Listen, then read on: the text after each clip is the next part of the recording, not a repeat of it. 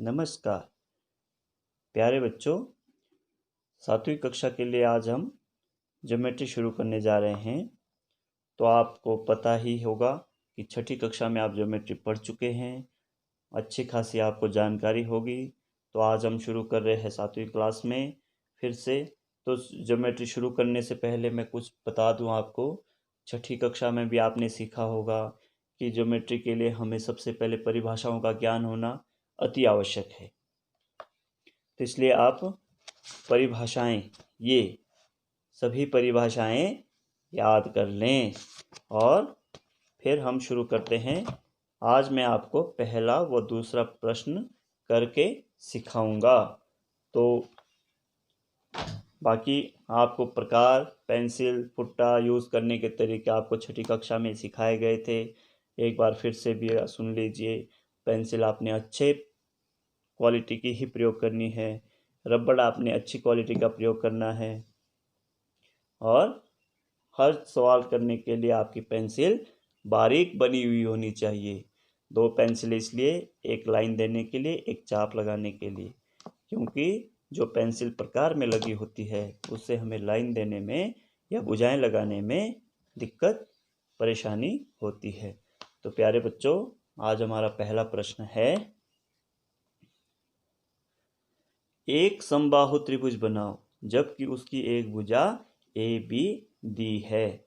समबाहु त्रिभुज यानी कि मैंने जैसे अभी आपको शुरू में ही कहा कि अगर आपने ज्योमेट्री सीखनी है तो इसके लिए आपको सबसे पहले ज़रूरी है कि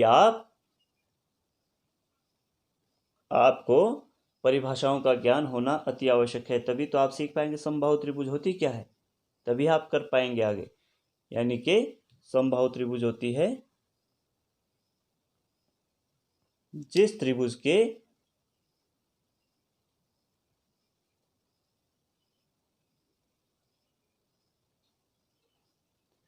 समबाहु त्रिभुज होती है जिस त्रिभुज की तीनों भुजाएं सम मतलब समान, बाहु मतलब भुजाएं, त्रिभुज मतलब 3 भुजाओं वाली वो आकृति जिसकी तीनों भुजाएं बराबर होती है।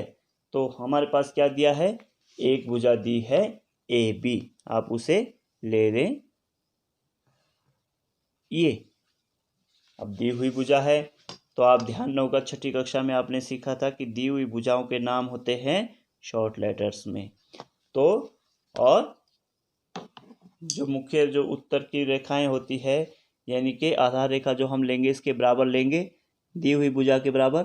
तो आप इसको नाप लें और ये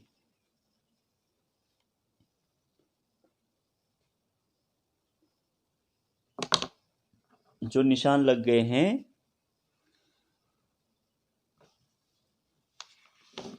इसका नाम होगा बड़े अक्षरों में ए बी। नाम थोड़े भुजाओं से दूर, भुजाओं के जैसी गलतियां आप 6ठी कक्षा में करते थे, नाम जो है ना आप भुजाओं के सिरे में टांग देते थे, ऐसा नहीं करना है।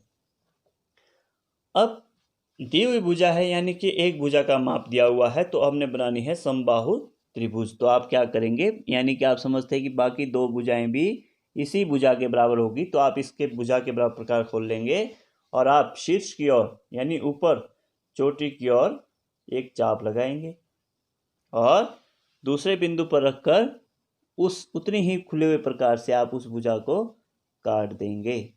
ये जहां पर ये आपस में कटे उसका नाम आप देंगे सी। तो प्यारे बच्चों, जो ये सी बिंदु है यानी कि ये जहां पर ये दोनों चापें आपस में कटी है इसका नाम है सी। तो आप बी से सी को मिलाएंगे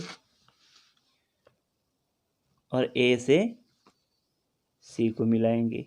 इस प्रकार आपका समबाहु त्रिभुज यानी कि जिसकी तीनों भुजाएं एक दूसरे के समान हैं वो आपकी बनकर कंप्लीट हो चुकी है। हमारा दूसरा प्रश्न है, एक समद्विबाहु त्रिभुज बनाओ जबकि आधार ए बी यानी कि आधार दिया गया है और एक भुजा सी दी गई है। अब दोनों ही भुजाएं हैं तो आप समझेंगे कि आधार और यहाँ भुजा है। तो इसलिए आपको बच्चों ज्योमेट्री की परिभाषाएं याद करना अति आवश्यक है। आधार होता है मुख्य रेखा ये, जिसके ऊपर हमारी त्रिभुज बनकर तैयार होगी, और भुजा होती है आधार के साथ वाली। जैसे ये आधार है, ठीक है, और इसके साथ वाली जो ये रेखा होती है इसको हम भुजा कहते हैं। तो हमारे पास क्या चीज़ें दी गई है वो आप प्रश्न में सबसे पहले आप क्या करेंगे, दी हुई चीज़ें आप अपने पास ले लेंगे। जैसे दिया हुआ एक आधार है तो आप एक आधार ले लेंगे, और एक और क्या दिया है आपके पास, आपके पास दिया है एक भुजा दी है। भुजा आप आधार से लंबी लेंगे। आपको अंतर दिख रहा होगा, आधार कितना है और भुजा कितनी है। तो इनके आप नामकरण करेंगे ए बी। मैंने बोला था दी हुई भुजाओं के, दी हुई रेखाओं के नाम जो है ना हमारे शॉर्ट लेटर्स में होते हैं, और मुख्य जो उत्तर में की जो आकृति बनती है उसके नाम कैपिटल लेटर्स में होते हैं। और ये भुजा दी है सी। अब आप क्या करेंगे कि जो दिया हुआ हमारा आधार है उसके बराबर हम आधार लेंगे, इसको नापेंगे ये, ठीक है, और उसके बराबर ही हम एक मुख्य जो है आकृति आधार ले लेंगे। ये हमारे निशान लग चुके हैं, ये देखिए, और इसका नाम रखेंगे हम ए बी कैपिटल लेटर्स में। अब आप आधार के बराबर आधार हो गया। अब है भुजा, यानी कि आधार के साथ वाली रेखा भुजा जो आधार के साथ जुड़ी होती है, इसका माप लेंगे। ये देखिए सी भुजा का माप लिया हमने। जितनी सी भुजा है इसके बराबर हमने ए और बी बिंदु से चाप लगानी है। चाप आप बहुत बारीक और साफ सुथरी लगाएंगे। छठी कक्षा में आप पढ़ ही चुके हैं स्कूल में। तो इस समय हमें वीडियो इसलिए बनानी पड़ रही है क्योंकि कोरोना की वजह से हमारे स्कूल बंद है, तो आपको वीडियो के माध्यम से सिखाया जा रहा है। तो प्यारे बच्चों, जो समझ ना आए तो आप वीडियो रोक कर यानी कि पॉज करके आप वीडियो फिर से आराम से सवाल देख सकते हैं और सीख सकते हैं कि कहाँ से प्रकार रखा जा रहा है, कहाँ फुट्टा रखा जा रहा है, कहाँ से भुजाएं लगाई जा रही है, आप आराम से।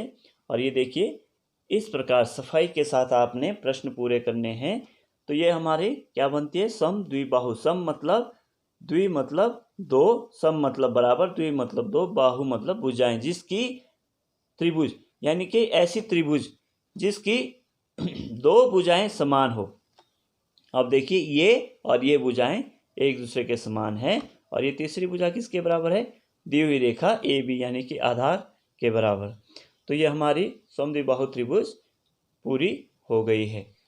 वीडियो अच्छी लगे तो प्लीज़ लाइक और शेयर ज़रूर करें, और मेरे YouTube चैनल को सब्सक्राइब ज़रूर करें। Thank you.